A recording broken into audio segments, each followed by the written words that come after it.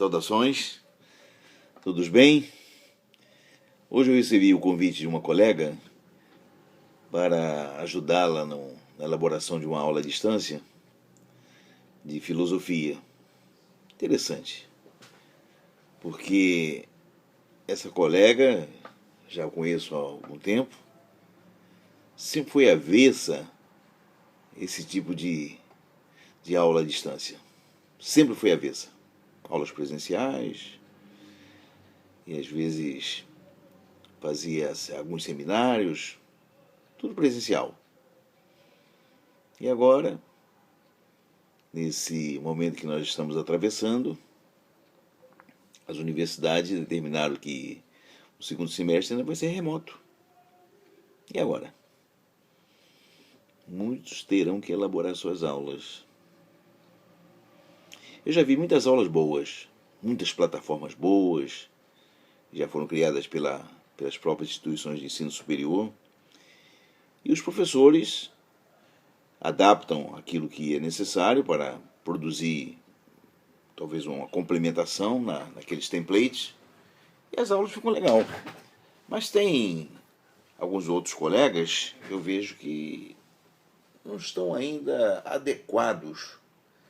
Seria esse a opinião sobre esse modelo de aula à distância, que não é simples, não é tão simples. Na verdade, um outro mito que se fala é que o aluno aprende.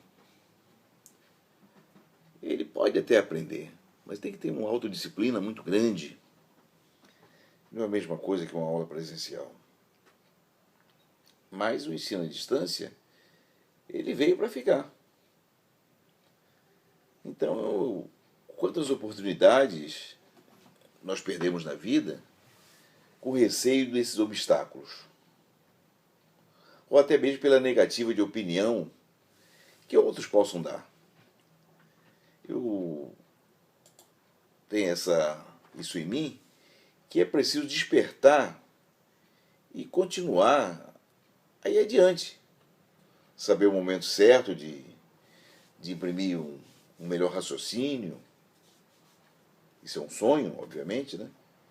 Ouvir o sussurro espiritual, beijo para aqueles que não acreditam, independente da religião, para que as consequências positivas desses projetos na vida da pessoa, eles possam ter êxito. Esse é um caso. Um professor que está habituado somente ao ensino presencial, ele vai ter problemas sérios. Primeiro porque ele não tem essa intimidade com a tecnologia. Segundo, pela própria aversão a um sistema que está aí para ficar. Isso não vai ser de um dia para o outro que vão mudar essas expectativas ou essa continuidade. Isso vai continuar. Eu lembro do meu caso, quando lancei uma sala virtual. Isso foi um desafio, né? No ensino à distância, aos alunos de uma turma no campus Tom Jobim da Universidade de Estado de Sá. Isso aconteceu num dia memorável, não esqueço nunca. 11 de setembro de 2001. Esse assunto ele foi disseminado, atingindo proporções inimagináveis. A verdade é que surgiram muitas críticas, muitos obstáculos sobre essa sala de aula virtual. Mas foi a partir daquele momento que eu enxerguei as oportunidades. E hoje estão aí, ó, os resultados nas grandes universidades, nos grandes centros de excelência, para todos aqueles que, na minha época, se são vivos, continuam sendo imigrantes e céticos daquela época. O ensino à distância está aí. Eu lembro, enquanto docente de EAD, eu nunca fiquei sem turmas. Pelo contrário, tinha uma quantidade de turmas que às vezes pensava que não dava conta. No princípio eram turmas 60 alunos, 75 alunos, máximo. 10 disciplinas, 10 turmas.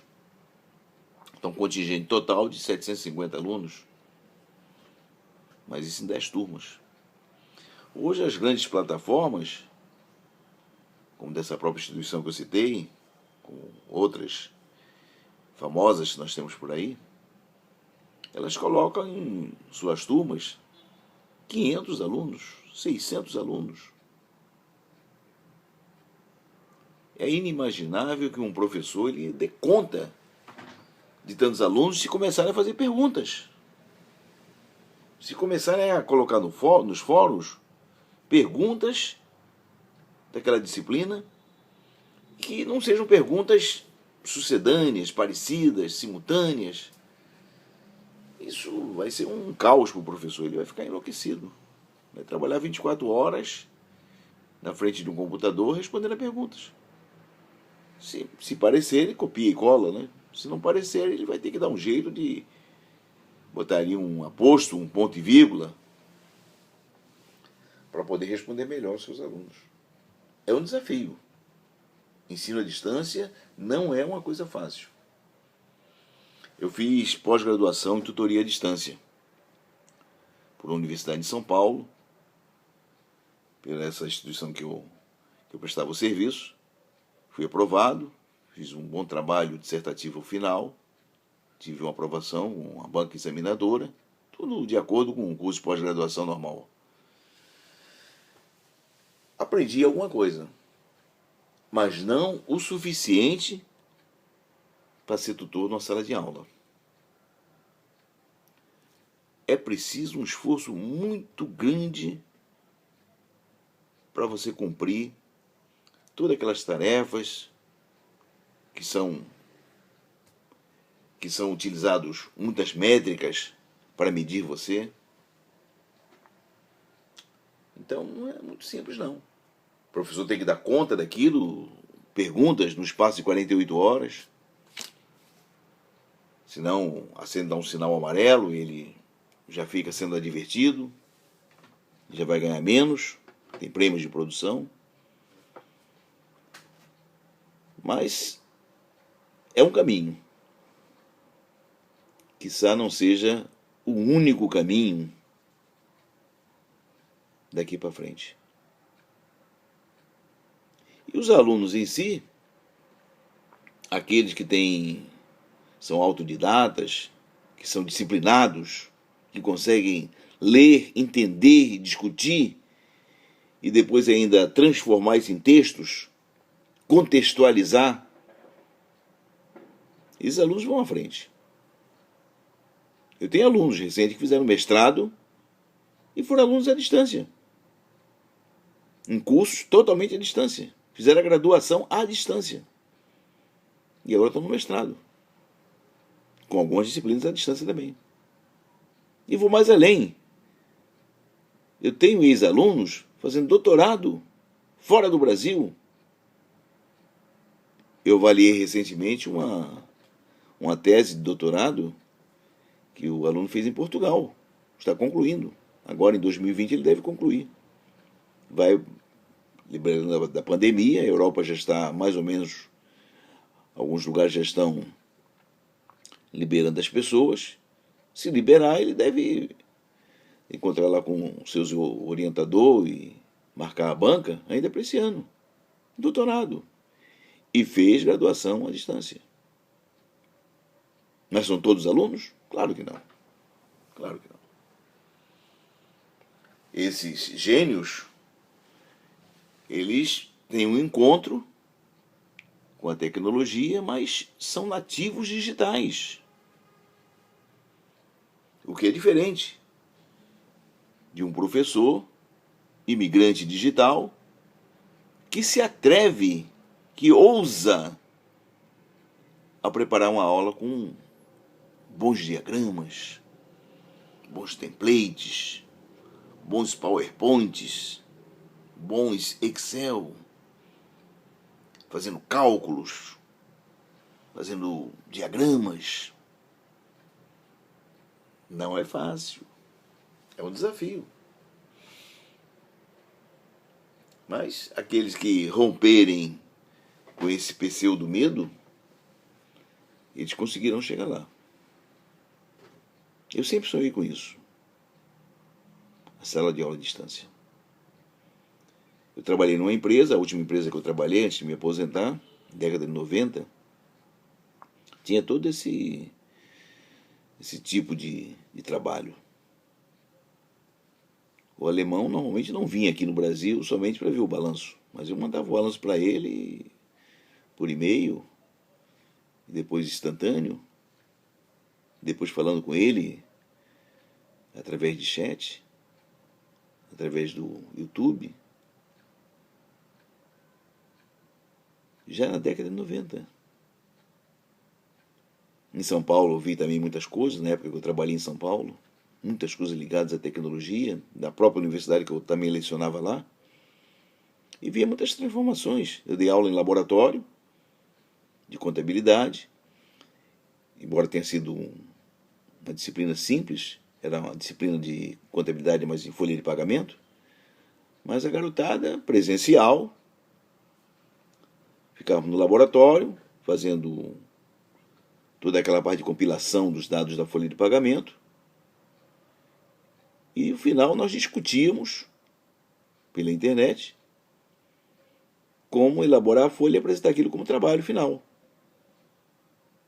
Se fazia vários exercícios sobre a folha de pagamento, a parte de despesa, a parte de remunerações, a parte de encargos sociais, a parte de descontos, como é que aquilo ia parar no banco para o funcionário. Era uma aula legal, eu gostava daquela aula. Saía exausto, 11 horas da noite. Morava no Itaim, Bibi, saía lá da universidade, da folha de pagamento era em Guarulhos, saía de Guarulhos daquela hora, pela Trabalhadores, até chegar a São Paulo. Chegava em casa exausto. Mal comia alguma coisa e os olhos já se fechavam sozinhos. Então, no dia seguinte, começar a batalha novamente. Empresa, universidade.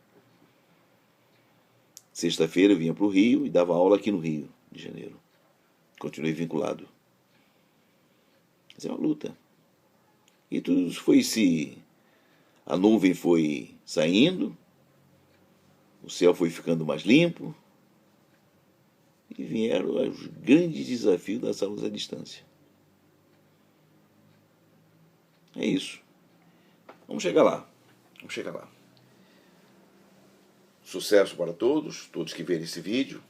Entendam essas críticas, algumas que eu fiz, entendam como motivação, para que não se aquietem, para que ouçam o sussurro divino e possam adentrar o templo da cibercultura como professor para fazer a diferença. Não um professor qualquer, para fazer a diferença, para ser o melhor. Eu gosto disso, desse desafio, ser o melhor. Sucesso para todos. Até a próxima.